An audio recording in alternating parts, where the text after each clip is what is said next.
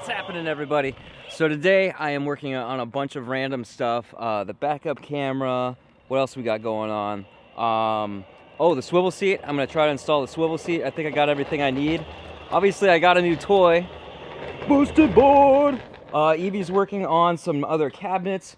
So here's the deal, man. We've been here a long ass time, and I'm getting tired of it. I'm getting tired of making the same videos and doing the same thing every day and getting into this this pattern of the same things every day. So 2 weeks from yesterday, my time, we're gonna move into the big van if it's done or not. But I think 2 weeks is enough time to get it close enough to being done, give my parents their house back and everything else. So there is that. One other little update thing. I talked about having to get a hernia surgery. Not gonna happen. Went to the surgeon's office. He said, you could get it, you'd be down for about a week, and it would hurt like hell for about a week, and then you'd probably be fine after that. There are some complications that can happen, but basically, if I wear loose-fitting pants and I don't drive with tight pants on, and I stop every hour, or I split driving with Evie, and I'm able to recline all the way back, I'm gonna be fine. So I'm just not gonna worry about it. If it gets any worse later on, then I'll get it. But it's not a necessary thing.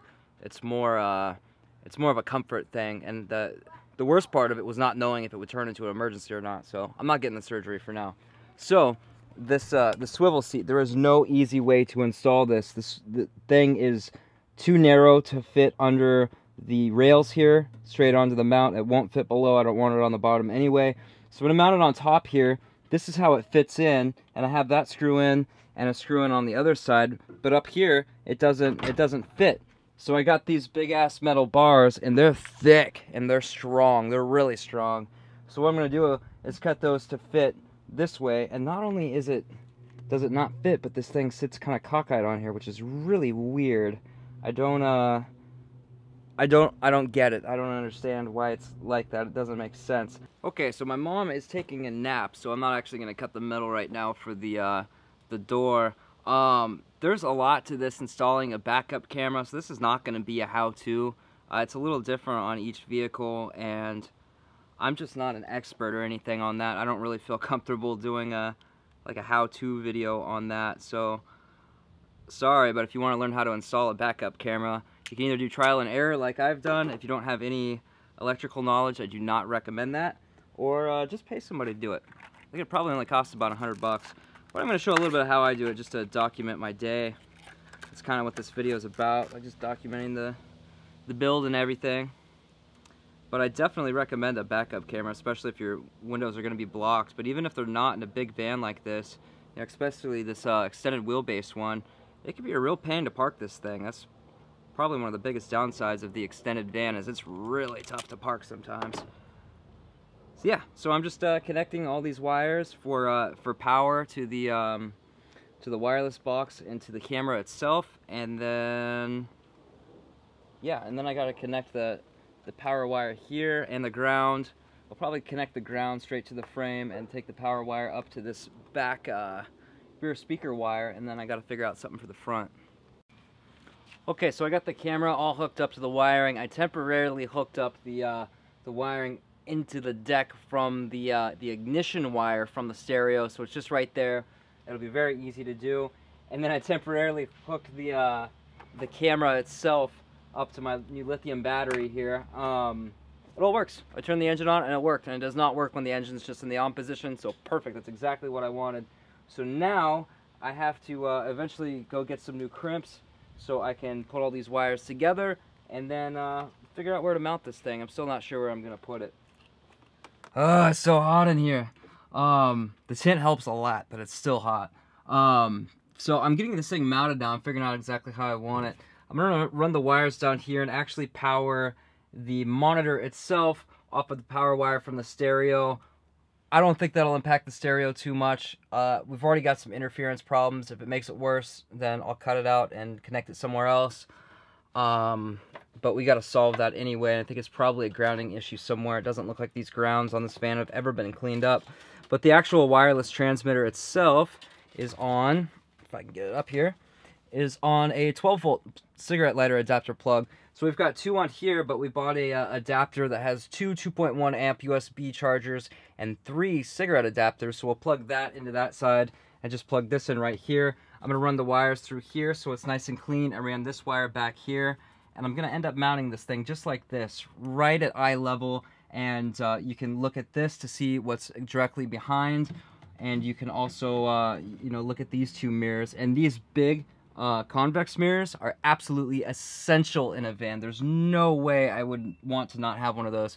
So this thing's gonna be ugly like this, so I'm actually gonna pull it out, or take off this mount and cut it down a little bit and flip it over so that it's down, so that this thing sits in a little bit more and it looks a little cleaner, and also flip it over so that this this hood is on the top. But yeah, it's basically gonna be right there. And then I'll use the double sticky sided tape that's already on it, and I'll also get a self-tapping screw and drill it in there. Another reason why I'm flipping this over is so that it's under like that and you can't see the screw.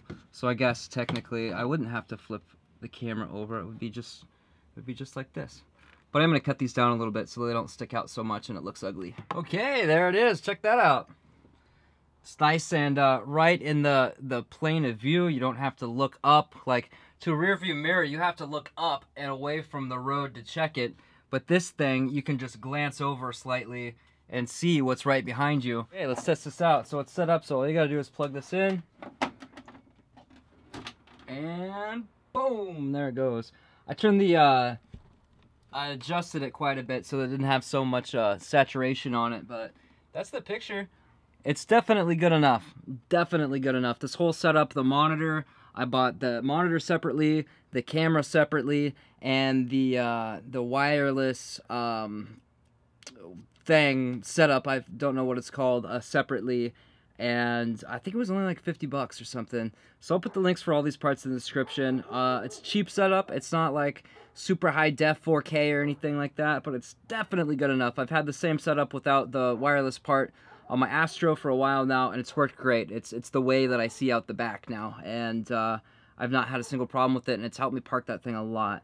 And I'm even totally used to that thing, but it helps me get that much closer when I'm parallel parking and stuff.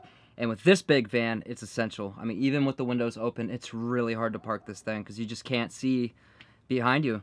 So yeah, that's good to go. I'm gonna get started on cutting the metal for the swivel seat and paint that, and then I think I'm gonna go for a ride on the boosted board. Alright guys, so I got my cuts all measured out for the metal for the swivel seat. Got the Sawzall. I'm gonna get to cutting.